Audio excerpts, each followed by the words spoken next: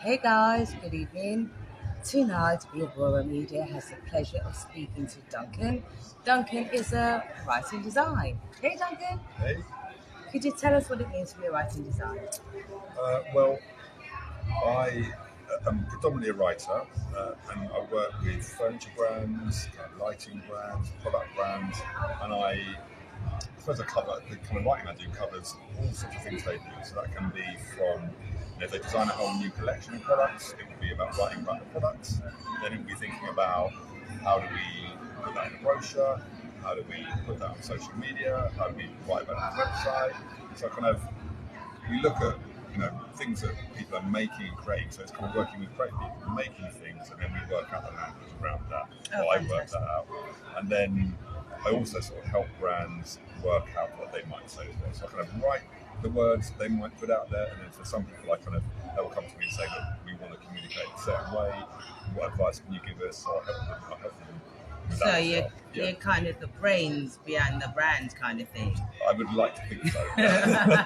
But you don't promote them, they do their own promotions, you Well, obviously like. I mean, what I'm doing is promoting them, but most brands these days have their own channels, so they'll have their website, or they'll have a store, or they'll be doing exhibition, or their socials. So, I mean, the reality is, you know, it's an amazing amount of words that brands actually need now, especially with the social coming into it, because a lot of brands have to post up a lot of things, and they're always having to work out what we say, how you say it, and making sure that you get that right. It's become more and more important, Yeah. which is good for people like me. And it's also about working at your audience as well, the demographics and the Totally right. age and Yeah.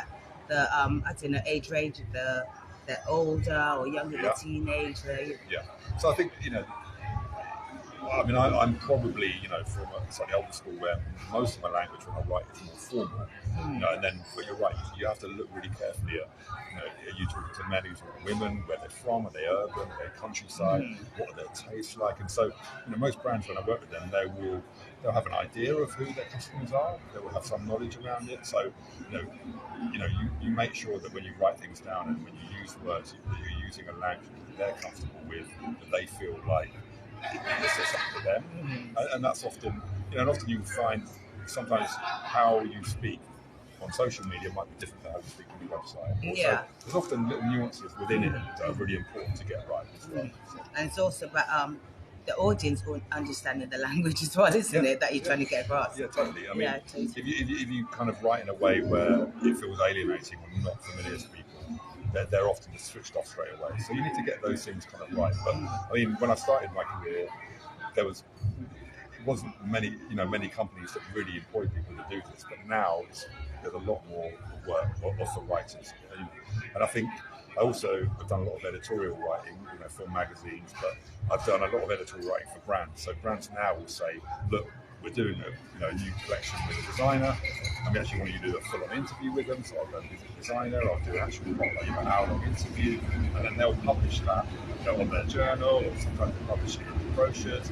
So brands now, I think they know that when they launch products of different things, whether it's fashion, whatever it is, the customers want to know the whole provenance of that, and they want to know the story behind it. They want to know what the designer had for breakfast. They want to know all that stuff. So, and especially if you're making things, a lot of the companies I work with are furniture companies, have factories where they make stuff.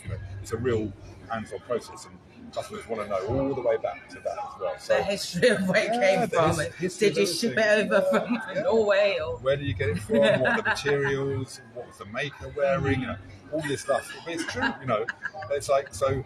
They go really much further in terms of trying to tell a story now, and I think that's good for people like me because they want more kind of that content. So excellent. I enjoy that. Yeah. So does your work take you national and international? Yeah, I'm very fortunate that I kind of work in what I would broadly call European design industry. There is some work in America, but we have like a calendar of shows every year. We have a big festival in London, which just finished, the London Design Festival, which goes on for like 9 days all across London.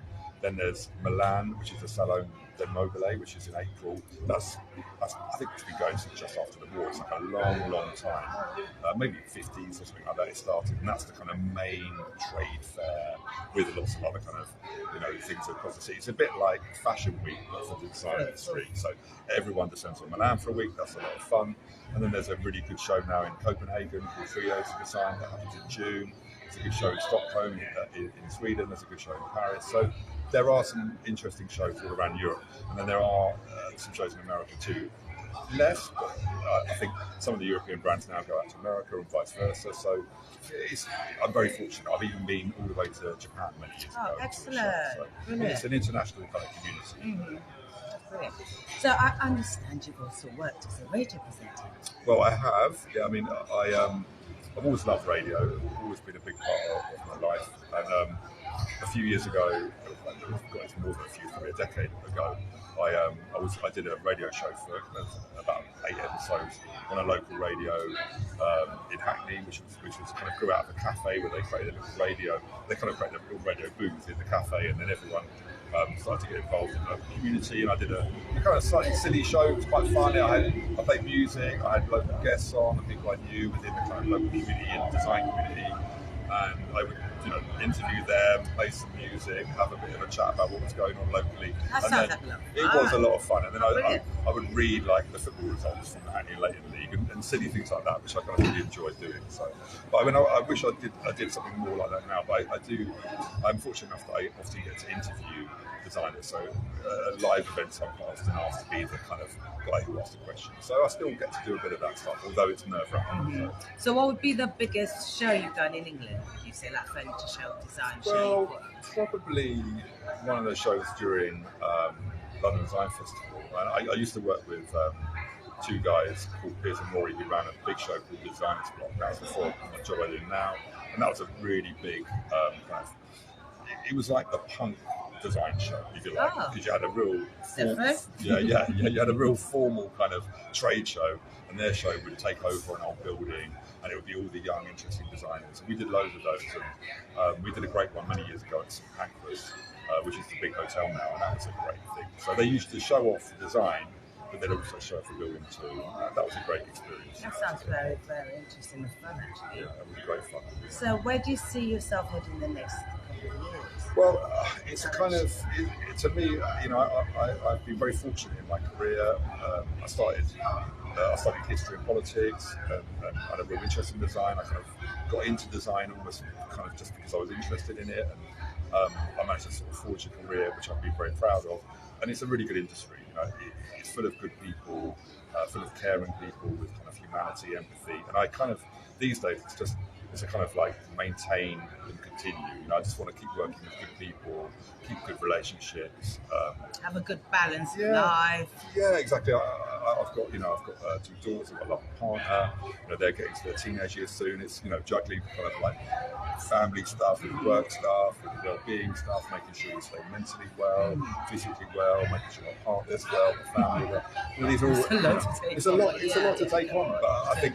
Well, mental health is very important as well. It's crucially important. Maintain your stability, because without that good mental health, you're not going to do very far. Really, I think having like really good, strong mental health, having a lot of good friends you can talk to, people you can share stuff with, it's a real crucial thing. Absolutely. And if you're not mentally in a good place, it's very hard to do. It's very hard to do. So keeping that balance is my dream, is just to keep that nice balance, get my kids through their teenage years. Yeah, because that's one of the hardest parts. Like, that's right. I don't know, parenting. Yeah. Some people say it gets easier as they get older, but I really don't know. Do you think so? Fingers crossed. I mean, they're great kids. So we'll see we go there. That's the most crucial years, isn't it? In crucial years, making sure they're supported and making sure make the right choices. Yeah, me and my partner can get out the other side and hopefully get some time for ourselves. So. That sounds amazing. Well, thank you so much, Duncan, for taking the time out to speak to the Aurora Media today. Pleasure. There you have it, guys. Don't forget to check out my channel at the Aurora Media. Peace out.